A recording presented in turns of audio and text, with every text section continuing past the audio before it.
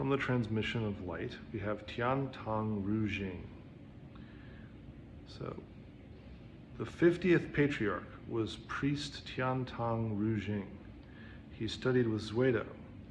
Zuido asked him, "Disciple Ru Jing, how can something that has never been soiled be cleaned?" The master spent more than a year on this question. Suddenly he was awakened and said, "I have hit upon that which is not soiled."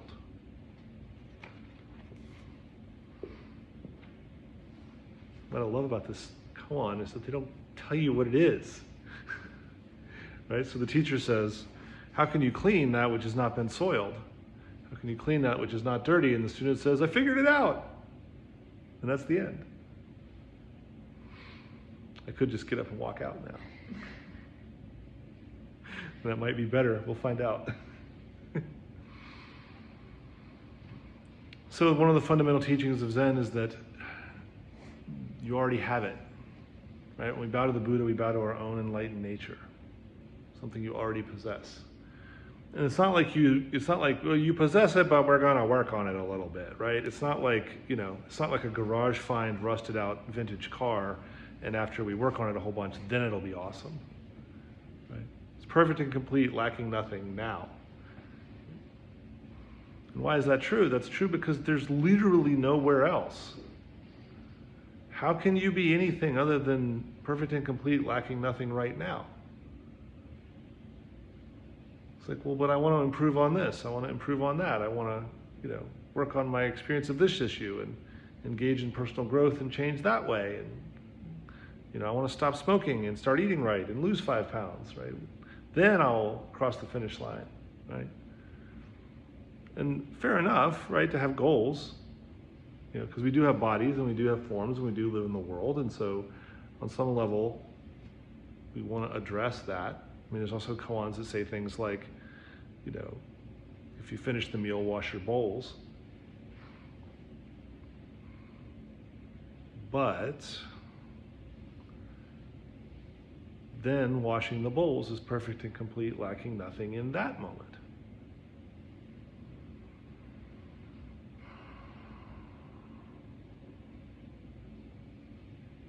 You can't clean it. There's nothing to clean. You can't fix it. There's nothing to fix.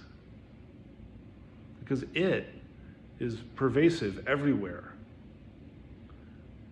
not separate from anything else, vast, formless. Can't even speak about it. How can it be cleaned? It is original. It's never dirty. And it's the fundamental foundation of who you are. It is who you are. Right? Form is emptiness. That's what the Heart Sutra says, right? Form is emptiness. Emptiness is form. This is the paradox in which we live. Form is emptiness. Right? Our forms will keep changing. No fixed nature. No fixed characteristic. Emptiness is form. Right? Things have a shape. The vast, formless nature of reality with no fixed characteristic takes forms on a temporary basis.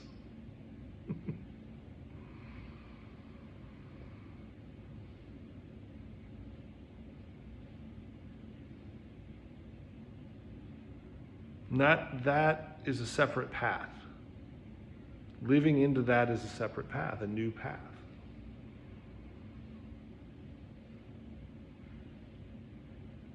I think about, like, have you all ever had a situation where either friends or co-workers or family members started getting into passive-aggressive emails? Right? Where you can almost sort of see the, like, right? Like, I'll show them.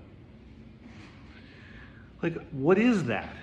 Like, let's take a minute. Like, what is that? Right? What is that energy? What is that version of us? We all carry it. The other day, my teacher called me and he was going through some stuff that he was kind of working through, and he was worrying about the future, and he was talking to me about that, and I said, "You're forgetting something." And he was like, "What's that?" I was like, "Don't judge by any standards." That's like a famous Zen slogan, right? It doesn't mean don't have standards. It means don't judge by any standards, right? If you burn the toast is burned. Don't be like, "Oh, I'm the worst." Just make new toast. Don't judge by any standards, right? Sometimes the toast is burned. It's okay. We don't have to judge. We can just work directly with what is. The reason I share that is because, it's a human characteristic. I do it, you do it, my teacher does it, we all do it. We all get worried, get carried away, forget our center, struggle.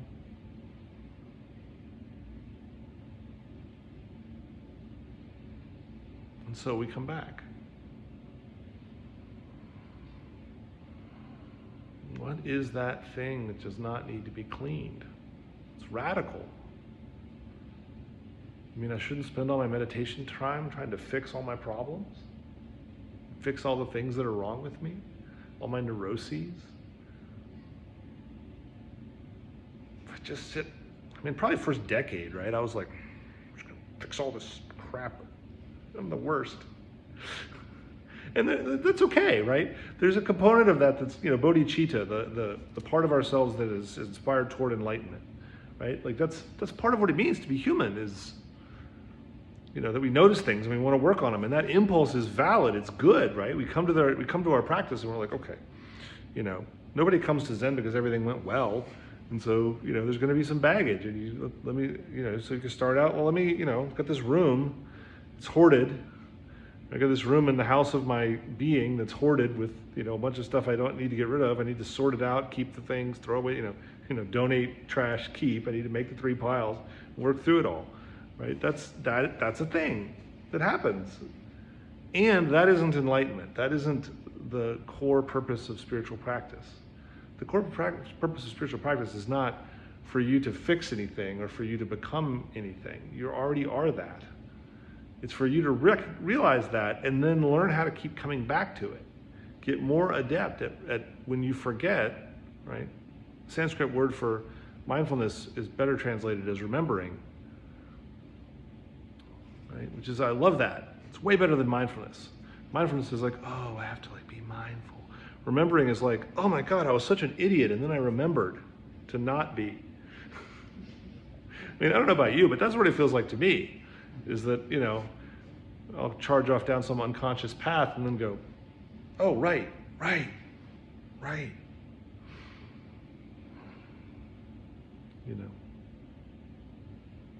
Oh yeah, the person who's sending me that email is perfect and complete, lacking nothing, as am I.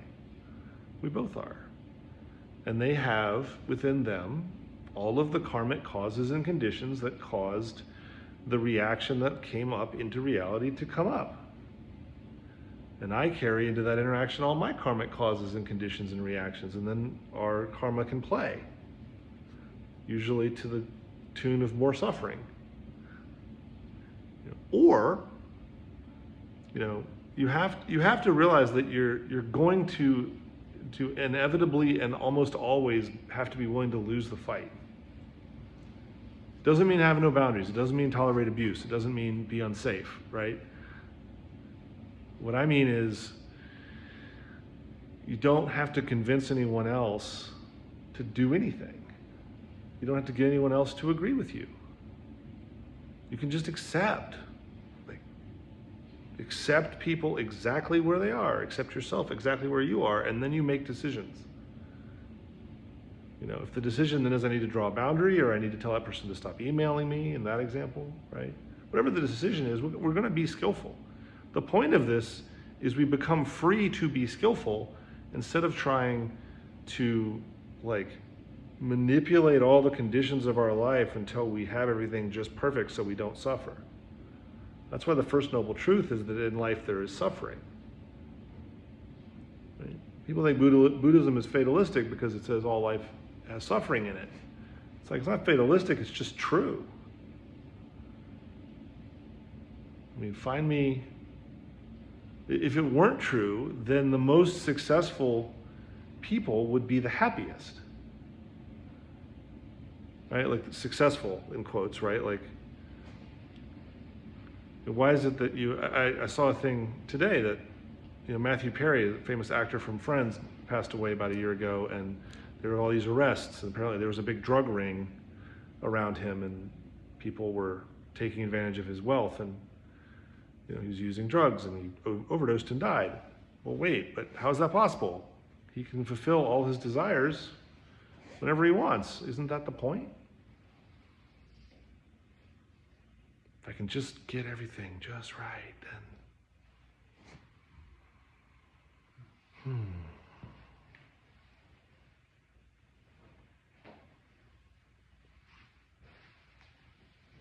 So when we start to become self-aware, right? Zen is a path of self-awareness, self-study. So you look within. That's the first thing, is just I choose to look within. I choose to attempt to be aware of myself.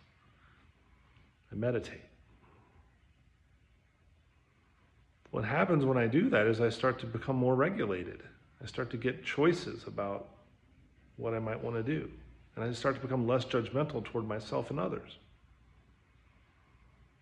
And then compassion arises, because it's like, oh, if I really understand the operation of my own mind, both light and dark, then I see that everyone around me is doing the same thing. We all have this human mind.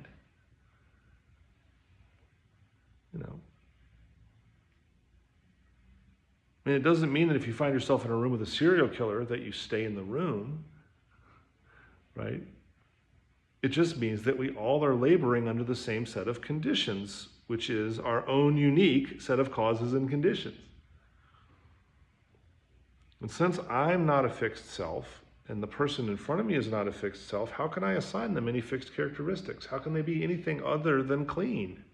They are spotless, I am spotless. Now what? Well, now we have compassion, and then we draw the boundaries that make sense. We make the moves that make sense based on the causes and conditions. That's wisdom. Wisdom is just fearlessly looking right at what is, even when it's hard. You go to a meditation retreat, sometimes you'll find people, sitting in a very upright posture and tears pouring down their face. You're like, what's going on? Well, they're looking right at what is. And if what is some grief, there it is. Let it happen. That's freedom.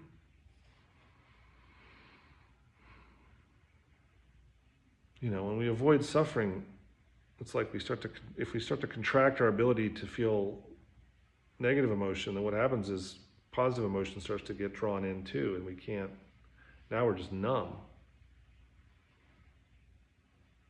So when we sit, we just watch what is, and you'll know the difference, right?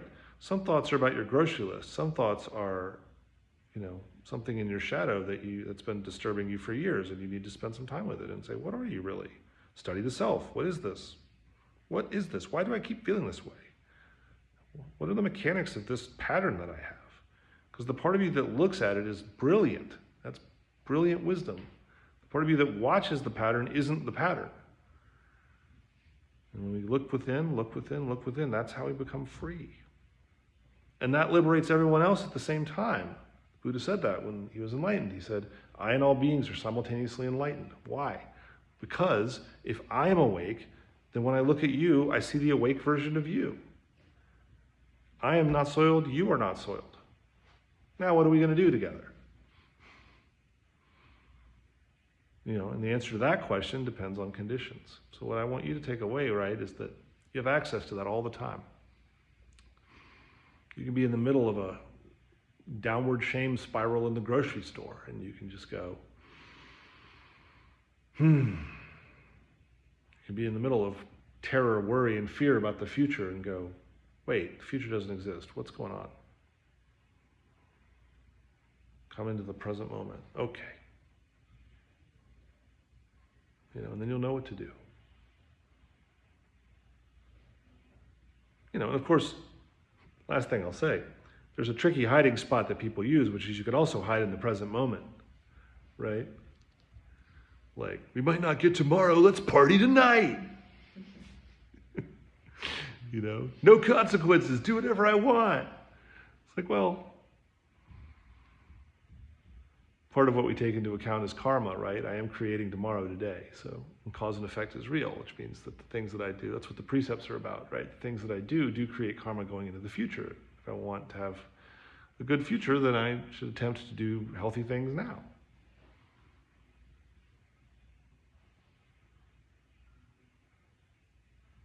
But regardless of all that, it's spotless. It's already clean. And it's available right now. Just look. Just go within and look. Okay.